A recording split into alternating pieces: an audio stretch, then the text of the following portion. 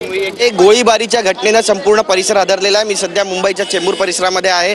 Diamond गार्डनचा हाच तो signal आहे ज्या ठिकाणी आपण पाहतोय की सध्या पोलिसांचा मोठा बंदोबस्त आहे आणि बॅरिकेडिंग या ठिकाणी केलेली आहे। सगळ्यात महत्त्वाचं म्हणजे 50 वर्षीय एक व्यावसायिक या ठिकाणाहून सायनपासून पनवेलच्या दिशेने जात असताना बाईकवरून आलेल्या 2 अज्ञात इस्मांनी त्याच्यावरती गोळीबार केलेला आहे। मागून हा गोळीबार झालेला आहे आणि ही सगळी दृश्य आपण पाहतोय की गाडीवर कशा पद्धतीने गोळीबार केलाय। मात्र ही व्यक्ती सुरक्षित आहे आणि पोलिसांनी या ठिकाणाहून पुंगळ्या सुद्धा आता हस्तगत केलेला आपण पाहतोय। बघा त्या ठिकाणी टीम पोहोचलेली आहे आणि या टीमनं या ज्या गोळ्या आहेत पुंगळ्या आहेत त्या सुद्धा आपल्या ताब्यात घेतलेल्या आहेत। सीसीटीव्ही या ठिकाणी या संपूर्ण परिसरामध्ये आहेत। त्या सीसीटीव्हीच्या माध्यमातून आता पोलिसांनी 5 टीम स्थापन केलेल्या आहेत आणि या 5ही टीम आरोपींच्या शोधामध्ये रवाना झालेले आहेत। स्वतः डीसीपी ढवळे ग्राउंड झिरोवर दाखल झालेले आहेत आणि सगळी दृश्य आपण या ठिकाणची पाहतोय।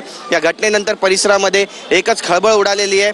वाहतुकीची जी व्यवस्था आहे ती सुद्धा आता एका लेन करून सुरू करून पुढे नेण्यात येते। सगळ्यात महत्त्वाचं म्हणजे ही घटना नेमकी कोणत्या कारणामुळे झालेली आहे याबद्दलची कुठलीही माहिती मिळू शकलेली नाहीये। पूर्व वैमनस्यातून झाली आहे, पैशाच्या वादातून झाली आहे की यामध्ये आणखी दुसरा कुठला तरी काही अँगल आहे का हे सुद्धा तपासून पाहिलं जात आहे आणि चौतर्फा या सगळ्या घटनेचा तपास केला जाणार आहे। पण मुंबईमध्ये कायदा सुव्यवस्थेचा प्रश्न पुन्हा एकदा ऐरणीवर आलाय का असा सवाल सुद्धा या निमित्तानं उपस्थित केला जातो। ही सगळी दृश्य आपण या ठिकाणी पाहतोय। बघा क्राईम सीन या ठिकाणी तयार केला होता मात्र हा क्राईम सीन या ठिकाणाहून आता हटवण्यात येतोय।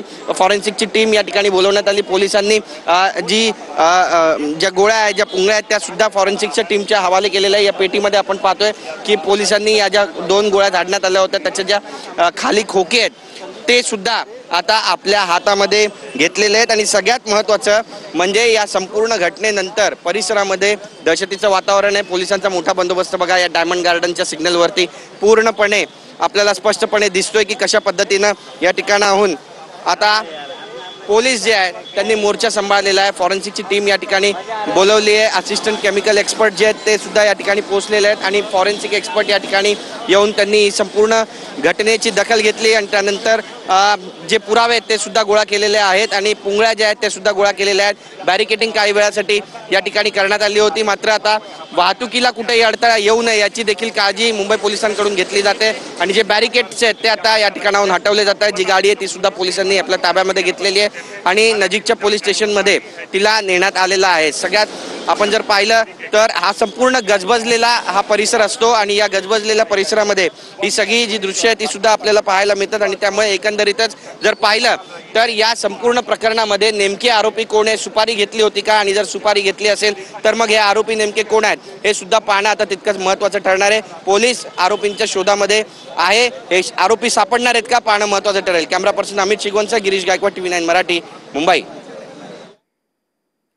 चेंबूरच्या मैत्री पार्क जवळ बांधकाम व्यावसायिकावर गोळीबार झालेला आहे। 2 जण बाईकवरून आले आणि त्यांनी 4 ते 5 गोळ्या झाडल्या आणि याच्यामध्ये जे बांधकाम व्यावसायिक आहेत सदरुद्दीन खान ते जखमी झालेले आहेत। अज्ञातांनी सदरुद्दीन खान यांच्यावर 4 ते 5 गोळ्या झाडलेल्या आहेत। पोलिसांचा तपास या ठिकाणी सुरू झालेला आहे। फॉरेन्सिक टीम जी आहे ती या ठिकाणी पोहोचलेली आहे घटनास्थळी। पोलीस